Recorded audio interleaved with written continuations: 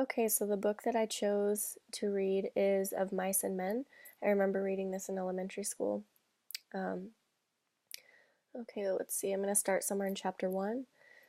They had walked in a single file down the path, and even in the open, one stayed behind the other. Both were dressed in denim trousers and in denim coats with brass buttons. Both wore black, shapeless hats, and both carried tight blanket rolls slung over their shoulders.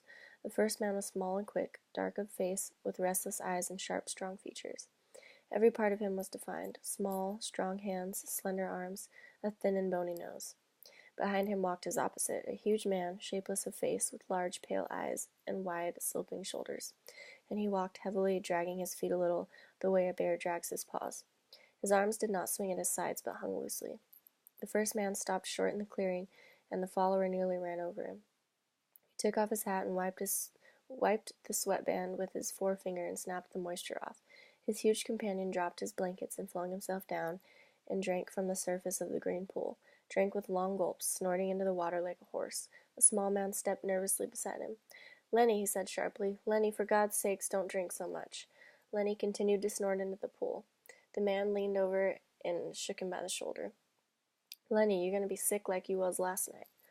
Lenny dipped his whole head under, hat and all, and then he sat up on the bank and his hat dripped down on his blue coat and ran down his back. "That's good," he said. "You drink some, George. You take a good big drink." He smiled happily. George unslung his bundle and dropped it gently on the bank. "I ain't sure it's good water," he said. "Looks kind of scummy."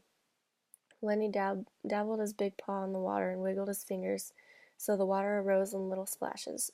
The rings widened across the pool to the other side and came back again.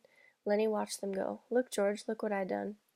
George knelt beside the pool and drank from his hand with quick scoops. "Tastes all right," he admitted. "Don't really seem to be running, though."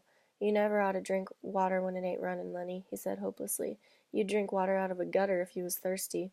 He threw a scoop of water into his face and rubbed it about with his hand, under his chin and around the back of his neck. Then he replaced his hat, pushed himself back from the river, drew up his knees, and embraced them. Lenny, who had been watching, imitated George exactly. He pushed himself back, drew up his knees, embraced them, looked over to George to see whether he had it just right. He pulled his hat down a little more over his eyes, the way George's hat was. So I think this book is important because it teaches a valuable lesson in friendship, and it also touches a little bit on mental disability that can help younger kids understand a little bit better. So I think that this is an important banned book for kids to read.